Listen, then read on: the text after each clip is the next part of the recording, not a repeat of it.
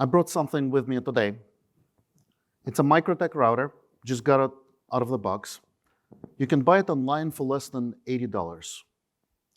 These routers are used in parking meters, vending machines, gas station pumps, and many of you have it in your homes. You plug it in, the lights blink, it works, and you never think about it again. But here's what you don't know. On February 15, 2022, over 185,000 devices just like that began to work more slowly in homes, offices, and dormitories all across the world. They became part of a botnet, a network of hijacked devices controlled by Russian hackers halfway across the world. The simple devices used an insecure default password, and the Russians compromised them to launch attacks that knocked Ukrainian government and banking services offline. And the people who owned these devices had no idea. Meanwhile, this little box is routing everything. Your bank logins, your class assignments, even your private messages on dating apps. You don't ask what it's doing, you don't ask what else it's connected to, and you definitely don't ask who else might be looking through it. You trust it, not because you understand how it works, because you have to. I'm Aleksandr Yampolskiy. I'm a cybersecurity expert with a PhD in cryptography. I founded and I run a multi-billion-dollar cybersecurity company that protects thousands of organizations all around the world. And I have a confession.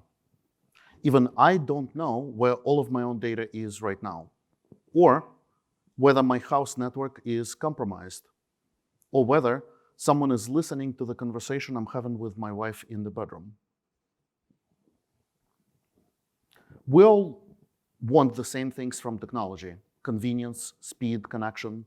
So we download a dating app and we swipe right. We share all of our contacts with a pizza place in exchange for a 10% discount on a slice of cheese that tastes like rubber. We reuse the same password that we used for years, and we insert our debit card into the gas station pump and type in a PIN without thinking twice. And each time we make an assumption, one we don't even realize we're making. Someone must have thought this through. They must be taking care of my data. These companies look professional. They must know what they're doing.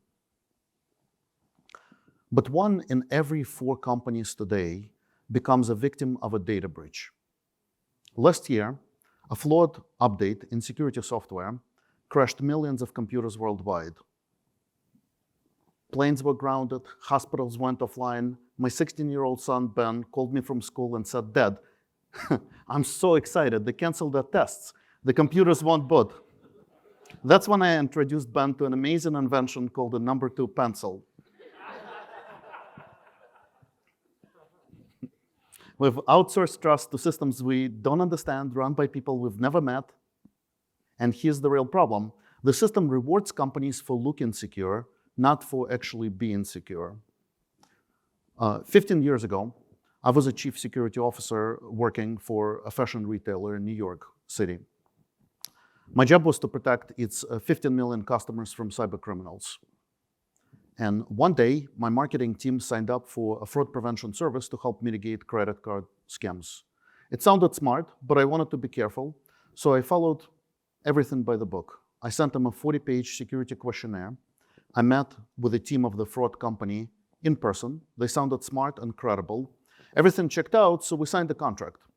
But right before connecting our systems, something felt off. And what I discovered stopped me cold.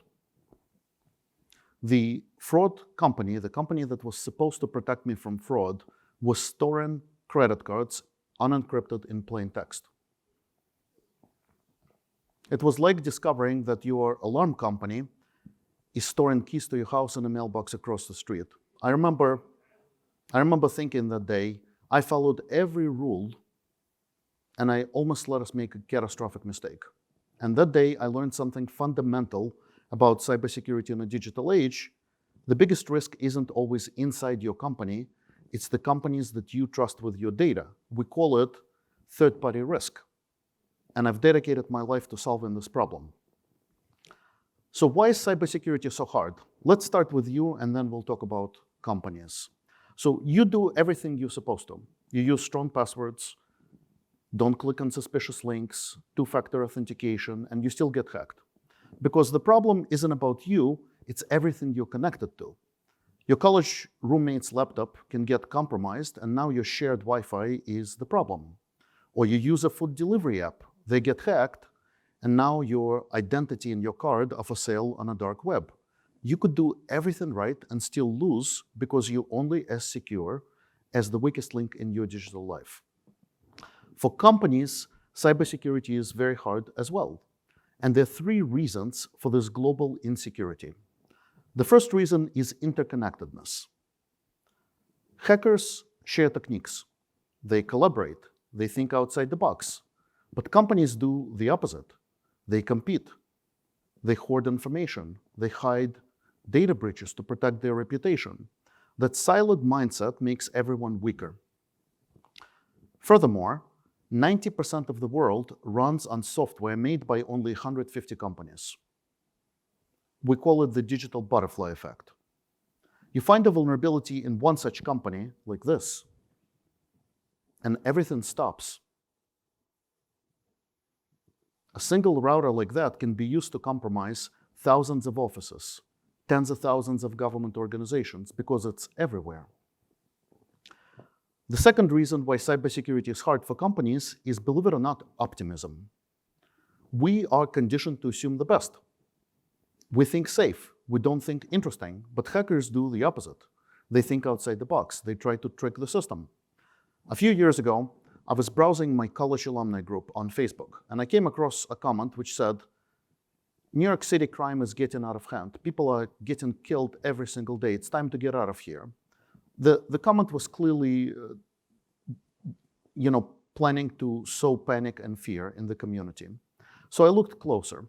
The account that posted the comment belonged to an attractive young woman with an American name. It was brand new.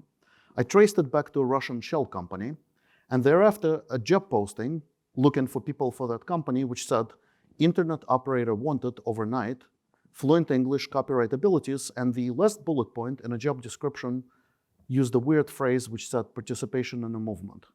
It was all part of an AI Russian espionage campaign to try to break into companies and accounts. So do you think safe or do you think interesting?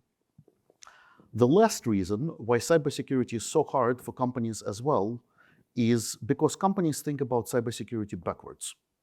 They get rewarded for filling out the right compliance forms, not for actually protecting your information. Companies try to prevent the inevitable, somebody breaking into the company.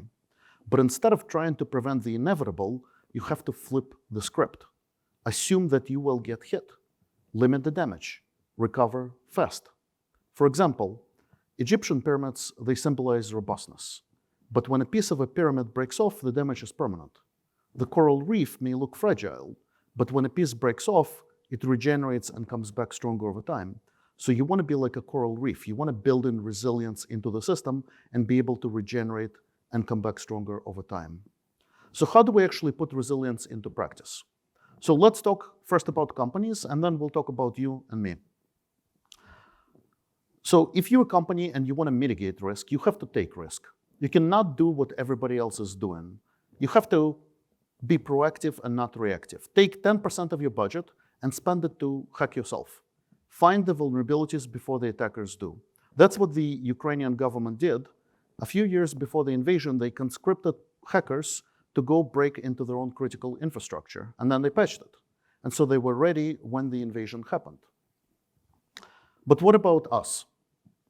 What do we do to protect ourselves? When I'm not running a cybersecurity company, I'm just a regular person, a goofy dad. You may be a college student or a small business owner or a sleep-deprived, overworked mom. What are the rest of us supposed to do to protect ourselves?